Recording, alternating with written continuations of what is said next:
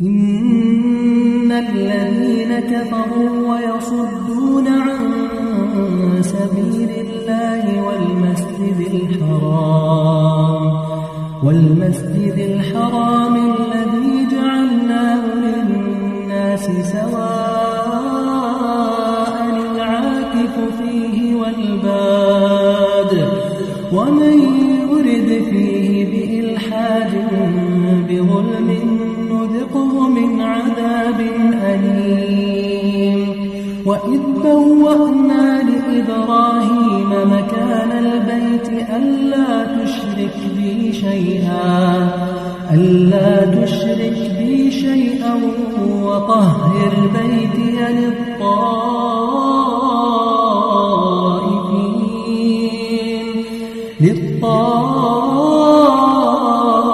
للطائفين والقائمين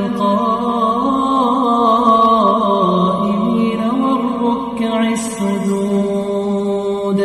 وأذن في الناس بالحج يأتوك رجالا وعلى كل ضامر يأتين من كل فج عميق ليشهدوا منافع لهم ويذكروا اسم الله في أيام معلومات على ما رزقهم من بهيمة الأنعام فكلوا منها وأطعموا البائس الفقير ثم ليقضوا تفثهم وليوفوا نذورهم وليطوفوا بالبيت العتيق. ذلك ومن يعظم حرمات الله فهو خير له عند ربه. وأحلت لكم الأنعام إلا ما يتلى عليكم فاجتنبوا الرجس من الأوثان واجتنبوا قول الزور حنفاء لله غير مشركين به ومن يشرك بالله فكأنما خر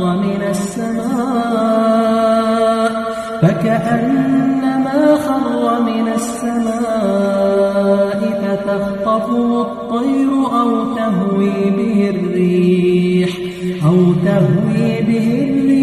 في مكان سحيق. ذلك ومن يعظم شعائر الله فإنها من تقوى القلوب. لكم فيها منافع إلى أجل مسمى ثم محلها إلى البيت العتيق. ولكل أمة جعلنا منسكا ليذكروا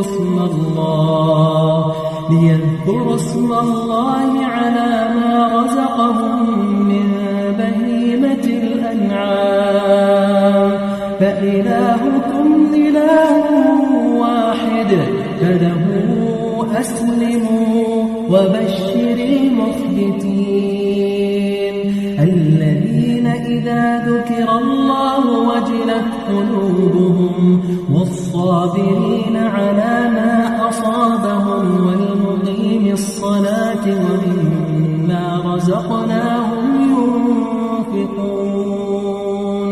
والبدن جعلناها لكم من شعائر الله لكم فيها خير فاذكروا اسم الله عليها صواف.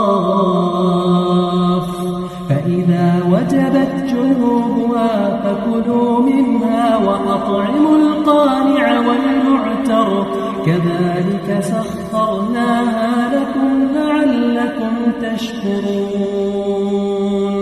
لن ينال الله لحومها ولا دماؤها